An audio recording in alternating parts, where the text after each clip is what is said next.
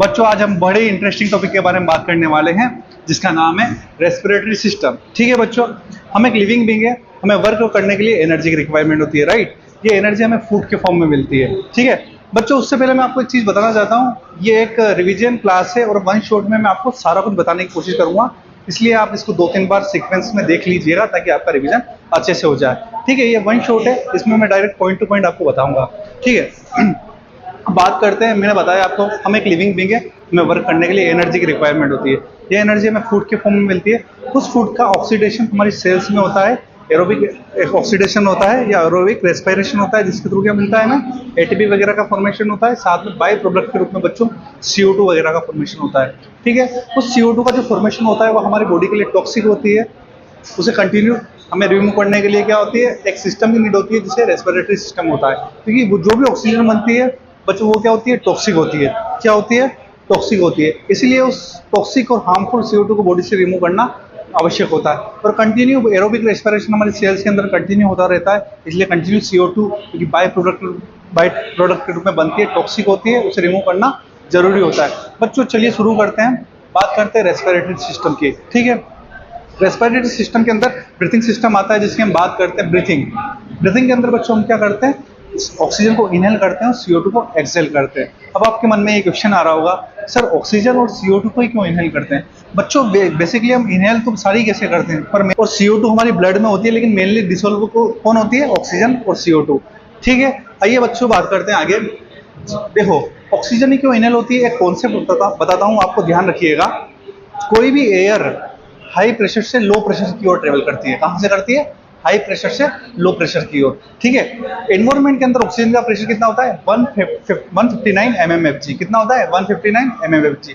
हमारी एल्वियोलाई के अंदर कितना होता है, एल्वियोलाई के अंदर ऑक्सीजन का प्रेशर कितना होता है आपका, 104 mmHg। ठीक है, इसलिए ऑक्सीजन कहां से कहां ट्रेवल करेगी, हाई प्रेशर मतलब आउटर एनवायरनमेंट से, और लो प्रेशर मतलब कि हमारे लंग्स में।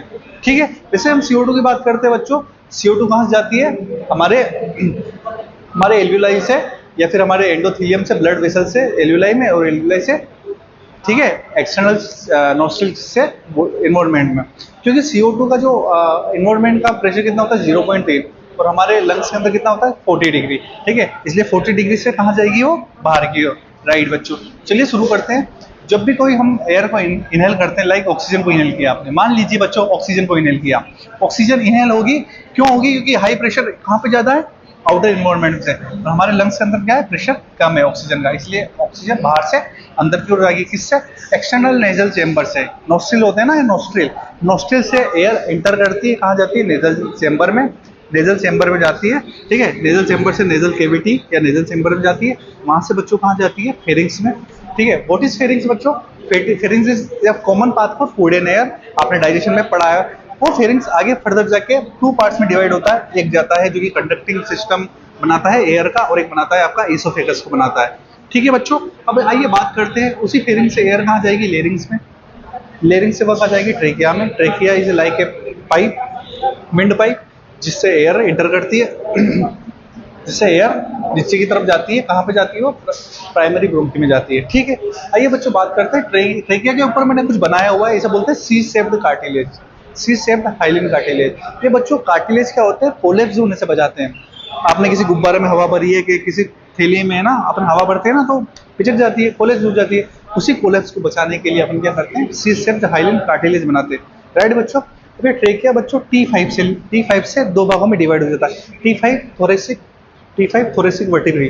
T5 रीजन्स मतलब थोरेसिक वर्टिब्री जो वर्टिब्रा होते हैं ना, जैसे देखो ये वर्टिब्रा बनाया है मैंने, ये वर्टिब्रा आगे जाते डिवाइड होते रहते हैं। ठीक है, नोटोकॉर्ड वर्टिब्रा में डिवाइड होती है। वैसे T5 होती है, थोरेसिक वर्टिब्रा होती है, जो कि वहां से ट्रेकिया 2 भागों में डिवाइड हो जाती है, इसे बोलते हैं प्राइमरी ब्रोंकी।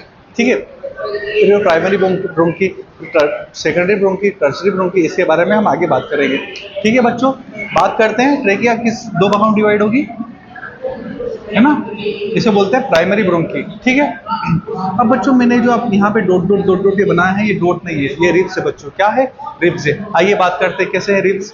वर्टिब्रल कॉलम से स्टेनम से एक रिब्स जुड़े हुए होते हैं, जो कि क्या बनाते हैं, थोरेसिक चेंबर का फॉर्मेशन में हेल्प करते हैं। यही इन्हीं की हेल्प से अपन क्या करते हैं, थोरेसिक चेंबर का वॉल्यूम मेंटेन करते हैं। क्योंकि देखिए बच्चों, ये जो लंग्स प्रेजेंट होते हैं ये थोरेसिक चेंबर में प्रेजेंट होते हैं, ठीक है। तो थोरेसिक चेंबर में प्रेजेंट होते हैं, हम डायरेक्टली लंग्स का वॉल्यूम को कम ज़्यादा या बड़ा घटा नहीं सकते हैं। इसीलिए बच्चों हम क्या करते हैं, थोरेसिक चेंबर के वॉल्यूम को कम ज़्यादा या करते हैं, ताकि एयर हाई प्रेशर से लो प्रेशर में इंटर कर जाए, ठीक है। अब थोरेसिक चेंबर बनाने में कौन कौन हेल्प करते हैं आपके? थोरेसिक चेंबर बनाने में आपका स्टर्नम हेल्प करता है, रिब्स हेल्प करता है, वर्टिब्रल कॉलम हेल्प करता है, साथ ही बच्चों डायफ्राम भी हेल्प करता है। कौन हेल्प करता है? डायफ्राम। देखिएगा कैसे हेल्प करता है, आइए बात करते हैं कि डायफ्राम एक डोम शेप स्ट्रक्चर होती है। क्या होती है? डोम शेप स्ट्रक्चर, इस प्रकार की। जैसे डायफ्राम में कॉन्ट्रैक्शन होता है, डायफ्राम नीचे की ओर जाता है। ये डायफ्राम कॉन्ट्रैक्ट है अभी, देखिए अभी, ठीक है, अभी नॉर्मल शेप में। ये रिलैक्स्ड है। रिलैक्स क्या है बच्चों? रिलैक्स फॉर्म में डोम शेप होता है। जैसे ये डायफ्राम कॉन्ट्रैक्ट होगा ऐसे, कैसे होगा? ऐसे कॉन्ट्रैक्ट होगा तो ये नीचे की तरफ पुश होगा, और ये नीचे की तरफ पुश होगा तो इसका वॉल्यूम बढ़ेगा। क्या बढ़ेगा? वॉल्यूम बढ़ेगा, ठीक है बच्चों। जैसे ही वॉल्यूम बढ़ेगा तो प्रेशर कम होगा। अब भाई आप ध्यान रखिएगा, इस कॉन्सेप्ट पे ध्यान रखिएगा, अगर प्रेशर बढ़ेगा तो वॉल्यूम घटेगा, और वॉल्यूम बढ़ेगा तो प्रेशर घटेगा। अभी अब हमने क्या किया? वॉल्यूम को बढ़ाया।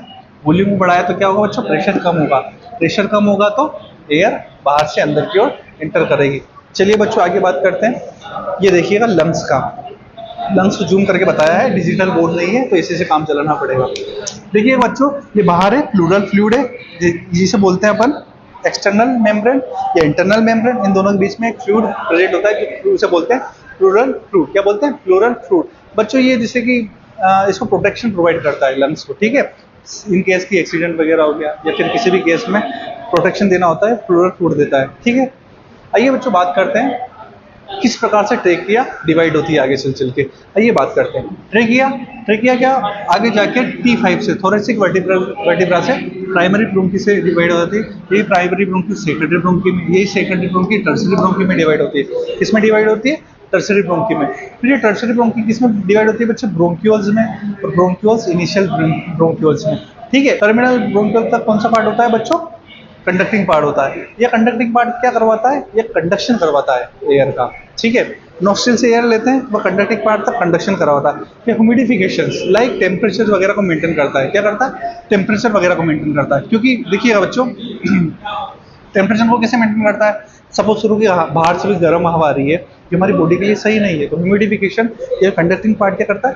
टेम्परेचर को मेंटेन करता है, राइट। इस टेम्परेचर को मेंटेन करने से क्या होगा बच्चों की, और साथ साथ जो नोस्ट्रिल्स वगैरह के अंदर ये हेयर भी प्रेजेंट होता है, वो भी कंडक्टिंग पार्ट में होते हैं। पार्टिकल्स आ गया, धूल के पार्टिकल या डस्ट के पार्टिकल जो भी आ गया, उन्हें क्या करता है बच्चों? ये एब्जॉर्ब कर लेता है या पकड़ लेता है, ठीक है। बच्चों आगे बात करते हैं, यह टर्मिनल ब्रोंक्यूल आगे जाकर रेस्पिरेटरी पार्ट में जैसे कि रेस्पिरेटरी ब्रोंक्यूल एल्वियोलर डक्ट और एल्वियोलाई में डिवाइड होता है, ठीक है। इसी एल्वियोलाई में क्या होता है? डिफ्यूजन के थ्रू गैसेस का एक्सचेंज होता है। डिफ्यूजन when कोई भी पार्टिकल या when a particle travel from high pressure to low pressure is known as diffusion, ठीक है बच्चों। हाई प्रेशर से लो प्रेशर की ओर क्या होगा? गैस का एक्सचेंज होगा। क्या होगा बच्चों? गैस का एक्सचेंज होगा। मानिए सपोज कीजिए यहाँ पे क्या है? हाई प्रेशर है, यहाँ पे क्या है? लो प्रेशर है। तो ऑक्सीजन कहाँ से एंटर करेगी? हाई प्रेशर से लो प्रेशर की ओर, ठीक है। वैसे ही CO2, ठीक है, यहाँ पे क्या होगा? CO2 का हाई प्रेशर होगा, यहाँ पे कम होगा, CO2 हाई प्रेशर से लो प्रेशर की ओर होगी, ठीक है।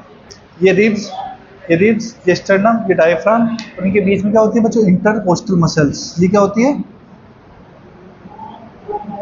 Intercostal muscles. इंटरकोस्टल मसल बच्चों क्या करती है? थोरेसिक चैम्बर का वॉल्यूम बनाने या घटाने में हेल्प करती है, ठीक है। ये कैसे हेल्प करती है? ये बात करते हैं।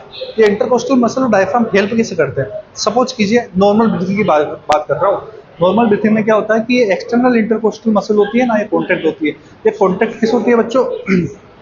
ये डोर्सो वेंट्रिकल रीजन में कॉन्ट्रैक्ट होती है। सपोज कीजिए ऐसे कॉन्ट्रैक्ट होगी तो क्या होगा आपका वॉल्यूम? ये ऐसे कॉन्ट्रैक्ट होगी तो रिब्स ऊपर आएगी ना, देखिए ऐसे कॉन्ट्रैक्ट हो रही है। ये कॉन्ट्रैक्ट होगी तो क्या होगा? कि वॉल्यूम बढ़ेगा। तो डायफ्राम इंटीरियर पोस्टीरियर रीजन में लाइक इस एक्सिस में, अगर इस एक्सिस में इंटीरियर पोस्टीरियर रीजन में अगर डायफ्राम में कॉन्ट्रैक्शन रिलैक्सेशन होगा तो भी वॉल्यूम कम ज़्यादा होगा। देखिएगा डायफ्राम, ठीक है, ये अभी क्या है? रिलैक्स है। ये कॉन्ट्रैक्ट होगा तो भी वॉल्यूम इंक्रीज होगा, ठीक है। जब डायफ्राम कॉन्ट्रैक्ट होता है और इंटरकोस्टल मसल कॉन्ट्रैक्ट होती है तब क्या होता है बच्चा? वॉल्यूम इंक्रीज होता है। क्या होता है? वॉल्यूम इंक्रीज होता है। वैसे ही, ठीक है, ये डायफ्राम तो ऐसे, ठीक है। और डोर्सो वेंट्रिकल रीजन में रिब्स वगैरह बनाने में हेल्प करते हैं। ठीक है बच्चों, आगे बात करते हैं। और इन द केस, ये ब्रीथिंग के केस में बताया मैंने। और क्या होगा, जैसे हम ब्रीथिंग में हम इनहेल के केस में, अब एक्सेल के केस में क्या होगा, ये सारी मसल्स वापस रिलैक्स हो जाएगी। जैसे डायफ्राम में ये कॉन्ट्रैक्ट हुआ था, वॉल्यूम बढ़ा, लेकिन डायफ्राम फिर से रिलैक्स हो जाएगा। एक्सपायरेशन की केस में बोल रहा हूँ। जैसे ही नॉर्मल हो जाएगा तो फिर क्या होगा, वापस से लंग्स के ऊपर प्रेशर बढ़ जाएगा।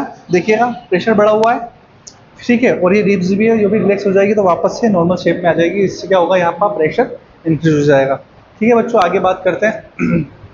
एक और बार इधर देखिए, ये रिब्स है, ठीक है, ये लंग्स है, रिब्स जुड़े हुए हैं, स्टर्नम जुड़े हुए हैं, ये थोरेसिक चेंबर के अंदर ये का लंग्स वगैरह प्रेजेंट होते हैं। फिर डायफ्राम, ठीक है, डायफ्राम रिलैक्स्ड है, आर्च है, अपवर्ड है। ये रिलैक्स है, डोम शेप है। जैसे ये कॉन्ट्रैक्ट होगा नीचे आ जाएगा, ठीक है। नीचे आने के बाद क्या होगा बच्चों, इसका वॉल्यूम बढ़ जाएगा। ठीक है, अभी तक मैंने आपको क्या क्या बताया, इसको एक और बार रफली आराम से रिवीजन कर लेते हैं। ठीक है, मैंने आपको बताया बच्चों, मैंने आपको क्या बताया, हमारी एयर हाई प्रेशर से लो प्रेशर की ओर ट्रेवल करती है। ठीक है, हाई प्रेशर से लो प्रेशर की ट्रेवल करती है। ऑक्सीजन का प्रेशर कितना होता है एटमॉस्फेयर में, 159 होता है। एल्वियोलाई के अंदर कितना होता है, 104। तो हाई प्रेशर से लो प्रेशर की ओर ऑक्सीजन ट्रेवल करेगी। वैसे ही हमारे लंग्स के अंदर CO2 का प्रेशर कितना होता है, बताइए, 40।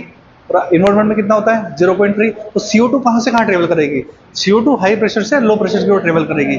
ठीक है बच्चों, ये बात आपको समझ में आई। और मेनली बेसिक कॉन्सेप्ट को आपको बताता हूँ, सीधी सी बात है।